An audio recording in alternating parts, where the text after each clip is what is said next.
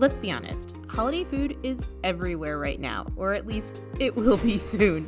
And if you've ever felt like it's all or nothing, that you have to be good all of the time, trust me, you are not alone. But what if making better food choices this season could actually feel good and make you feel more in control? That's what we're diving into today. Welcome to the Biking Wellness Podcast.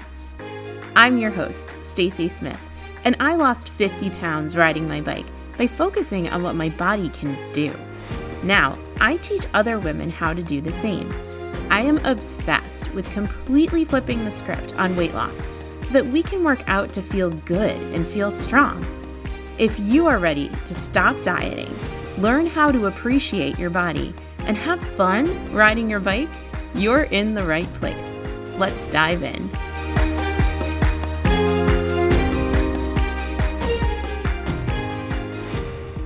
Hello, my friend. Welcome back to the podcast. I am so happy that you are here with me today. I am so glad that you found us if you're new to the podcast. And before I dive in, I just want to let you know that if you are listening to this podcast in real time, we are right in the middle of the Holiday Reset Challenge, and it is not too late to join. The challenge is totally free, and you can join by going to www.sassy.com/challenge. That's www.sassy.com/challenge. And you can hop right into the challenge. We will get you all caught up. You really haven't missed much of anything. Okay? It's been so fun so far. I've gotten so much awesome feedback from so many women about their goals for the holiday season. And I can't wait for us to work on them all together this week. So you really, really don't want to miss it.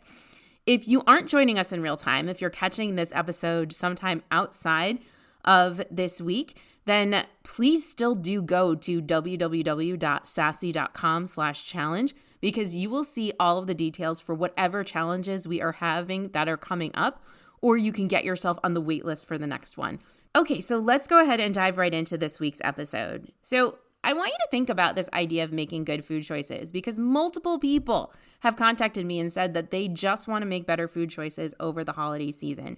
So I want you to think about what that idea means. I want you to think about what maybe past diet trauma you have surrounding what you consider to be good food choices. And I want you to start thinking about how can I reevaluate this? Because I want good food choices to mean foods that feel good in my body, but also be foods that I actually enjoy.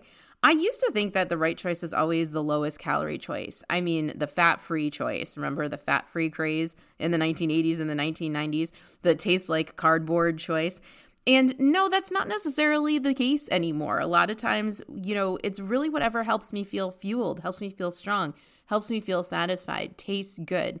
So I want you to kind of take a step back and really think about your mindset around what good food choices are, because I want to talk a little bit about what better food choices actually means.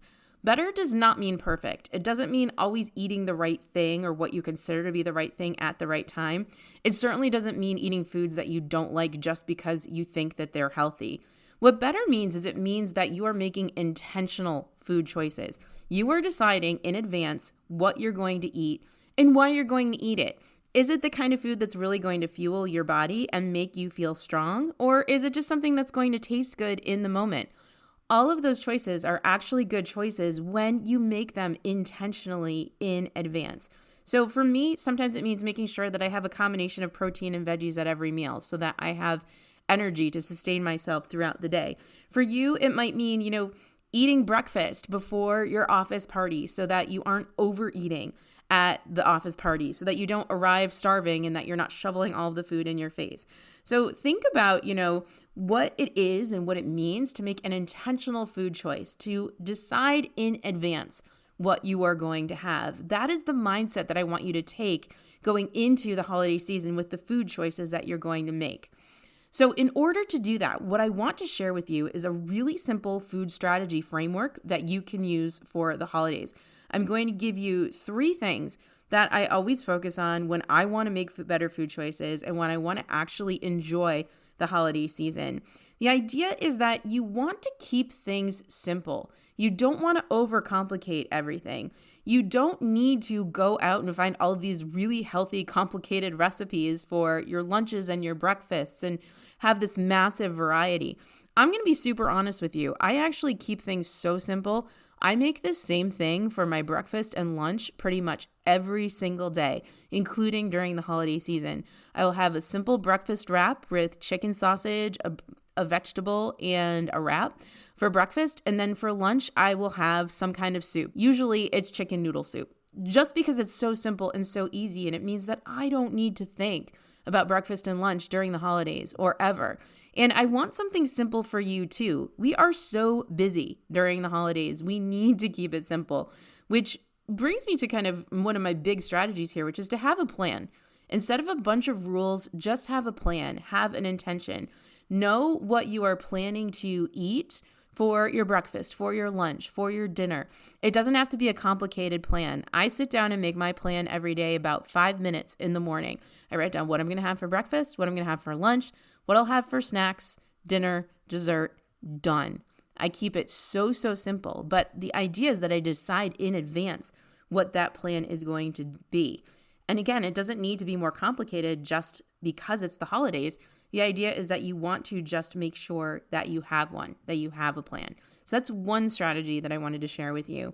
The second strategy that I want to share with you for holiday food and holiday meals is to eat from a plate.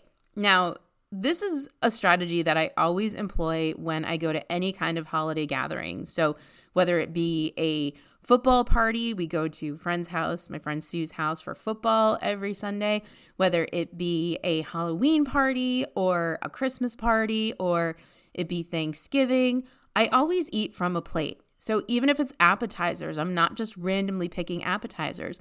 I'm intentionally deciding which of these foods I really want and which foods are going to feel good in my body. Because what I don't want, and I don't want this for me, and I'm guessing you don't want this for you, is I don't want to be so full after a party or a holiday gathering, after Thanksgiving, after a Christmas meal. I don't want to be so full that I feel like I have to unbutton my pants the second I finish my meal. I want to feel good. I want to feel satisfied. I want to eat the foods that I love, but I don't want to overeat them. So it helps me to eat from a plate, not just for the main meal, but also if there are any appetizers too. So again, veggies, protein, I always emphasize those because I know they feel good in my body. And then I add in the carbs that I really like. I don't grab crackers just for the sake of grabbing crackers. I grab crackers that I think are delicious. So think about that when you're making these choices too. Actually pick the foods that you want to eat, which is and brings me to my strategy of number 3, which is to choose in advance your strategies for what your yeses are going to be. What are your must-haves during the holiday season? Maybe you really have a Christmas cookie that you love that your grandma made, and you want to make that every single holiday season. I want you to think about that, and I want you to decide that in advance. Decide which treats, which traditions are worth it to you, and skip the rest. Now, this is the time where you're going to probably confront some food pushers. You will confront some people, or some people will confront you and say, oh my gosh, why are you not eating my string bean casserole?